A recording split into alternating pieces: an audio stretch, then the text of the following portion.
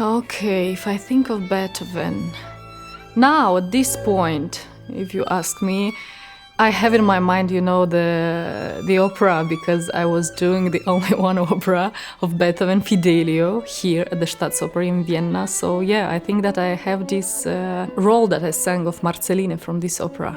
And it was really a beautiful experience for me singing Beethoven.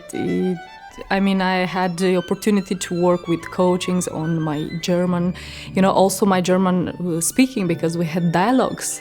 And of course, singing this beautiful part with Wiener Philharmonic, wow, a dream. What defines Beethoven as an artist is, of course, his work.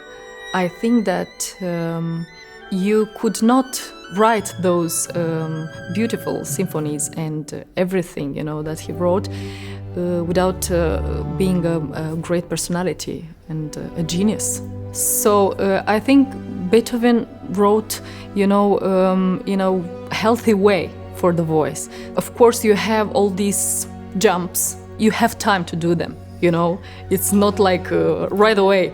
And then you have beautiful lines. You really have long lines, even old roles in the entire opera. You can focus on the musicality, on the power of the word, on the power of the feeling.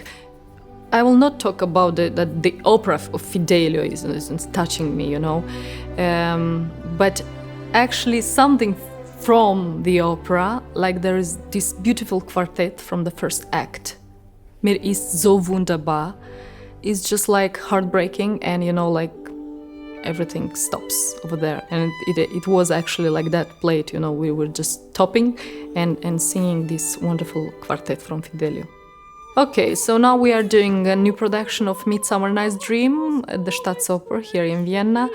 And I'm quite excited to do this, as it is something really new for my voice and for my repertoire. I've never sung Britain before, and it's very interesting, first because of the language. So if I thought that I can speak English, now I have some doubts.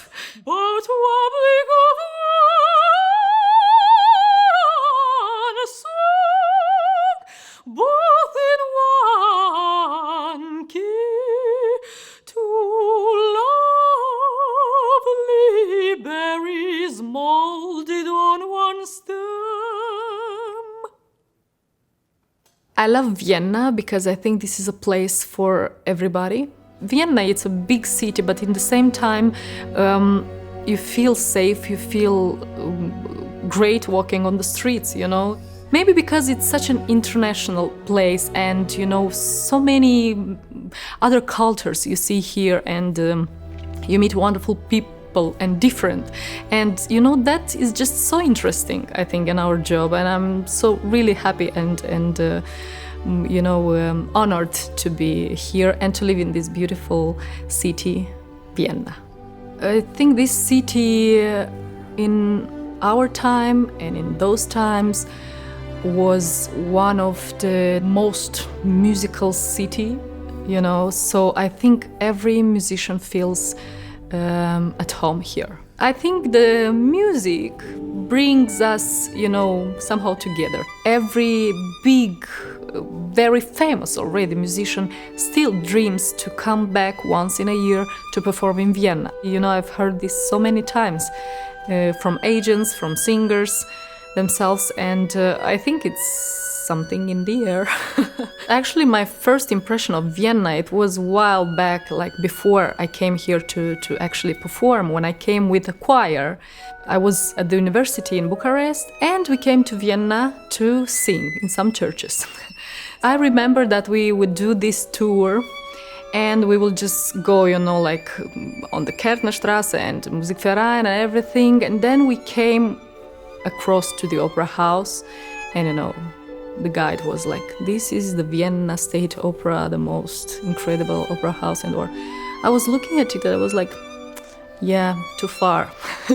I could not really enjoying looking at it, it's like it was too much for my perception.